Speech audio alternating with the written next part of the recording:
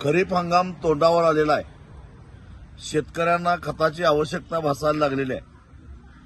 Urea, super phosphate, डीएपीचे तुटवडा जाणवायला लागलेला आहे.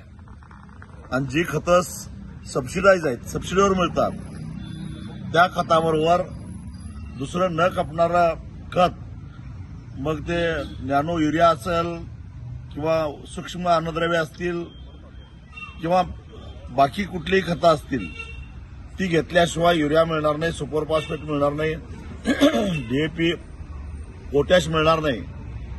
अशा प्रकारची सक्ती हे जे खत कंपन्यांचे स्टॉकिस्ट आहेत ते करायला लागलेले आहेत. कृषी मंत्री, मुख्यमंत्री फक्त घोषणा करतात, प्रत्यक्षामध्ये तसं घडताना दिसत नाही.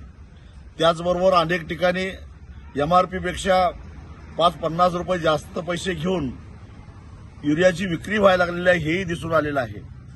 माझी सर्व शेतकऱ्यांना कळकळीची विनंती आहे, एमआरपीपेक्षा 1 रुपया सुद्धा कुठल्याही विक्रेत्याला देऊ नका.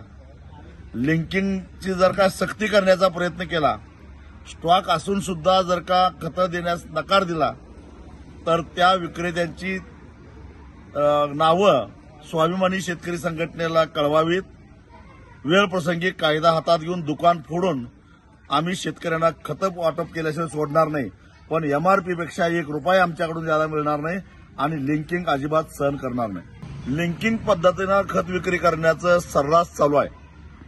कृषी मंत्री, मुख्यमंत्री किती वल्गना करत, घोषणा करत, विक्रेते त्यांचं ऐकायला तयार नाहीत, कंपन्या त्यांचं ऐकायला तयार नाहीत. आणि याचं एकमेव कारण की सबसिडाईज खतं ही पहिल्यांदा सुपर स्टॉकिस्टकडे येतात आणि त्याच्यानंतर ते छोट्या विक्रेत्याकडे जातात. इथंच खरा घोळ आहे. सरकारची जर प्रामाणिक भावना असेल, प्रामाणिक भूमिका असेल की खत लिंकिंग होऊ नये आणि एमआरपीपेक्षा जास्त दरानं खत विक्री होऊ नये असं जर वाटत असेल, तर छोट्या विक्रेत्यांना थेट कंपन्यांनी खत पुरवठा करण्यासंदर्भातला शासन निर्णय करावा. मध्ये डीलरची काही आवश्यकता नाही. हे केलं तर खऱ्या अर्थानं लिंकिंगला आळा बसेल.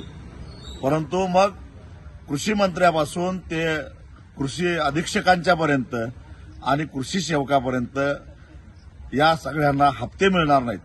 ही हप्तेबाजी बंद पाडायची असेल, ही लिंकिंग पद्धत बंद करायची असेल, कृषी मंत्र्यांच्यामध्ये जर हिंमत असेल तर त्यांनी घोषणा करावी की खतं ही थेट छोट्या विक्रेत्यांना ऑनलाईन पद्धतीनं द्यावीत. आपोआपच हे सगळे गैरप्रकार बंद होतील.